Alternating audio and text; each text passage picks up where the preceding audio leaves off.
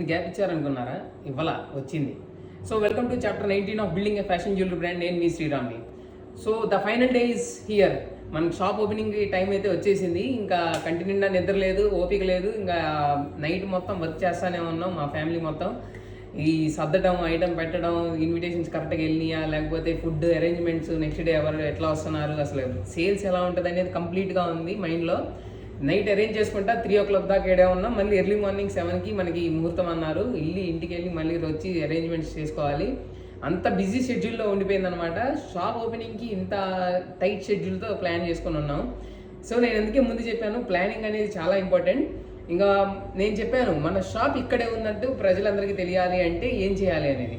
So నేను ఇక్కడ వేరే సిటీస్లో చూసింది ఏంటంటే, కేరళ డ్రమ్స్ అనేది చాలా ఫేమస్ అనమాట. మనకు కానీ మన చుట్టూతో ఉన్న ప్రజెంట్ ఆడియన్స్కి కేరళ డ్రమ్స్ మంచి అట్రాక్టివ్ పాయింట్. సో నేనేం చేశానంటే కేరళ డ్రమ్స్ అనేది తెప్పించాను కేరళ నుంచి. ఈ మామూలుగా బెంగళూరు కానీ అటు పెద్ద సిటీస్లో ఇట్లా కేరళ డ్రమ్స్ కానీ లేకపోతే సంథింగ్ యూనిక్ డిజైన్ కానీ ఏదో ఒకటి పిలిపించి అట్రాక్ట్ చేస్తారు ఆడియన్స్ని. సేమ్ కాన్సెప్ట్ నేను కూడా తీసుకున్నాను. కేరళ డ్రమ్స్ వాళ్ళని పిలిపించి మన షాప్ ముందు ఇట్లా తిరుగుతారనమాట. సో దాన్ని బట్టి ఇక్కడ ఉన్న ఆడియన్స్ కానీ జనాలందరికీ అసలు ఏం షాప్ ఓపెన్ అయింది ఏంది అని ఖచ్చితంగా షాప్ దగ్గరకు వస్తారు. సో ఎప్పుడైనా ఒక పాయింట్ అనేది తీసుకోవాలి, యాంకర్ పాయింట్. ఇట్లా కేరళ డ్రమ్స్ కానీ సంథింగ్ ఏదైనా తీసుకుంటే అది పెద్ద మార్కెటింగ్ లాగా పనికి వస్తుంది. ఇంకా ఆ రోజు ఏం జరిగింది, అసలు ఏం చేసాం అనేది నెక్స్ట్ సిరీస్ ఆఫ్ వీడియోస్లో చూద్దాం. Thank you.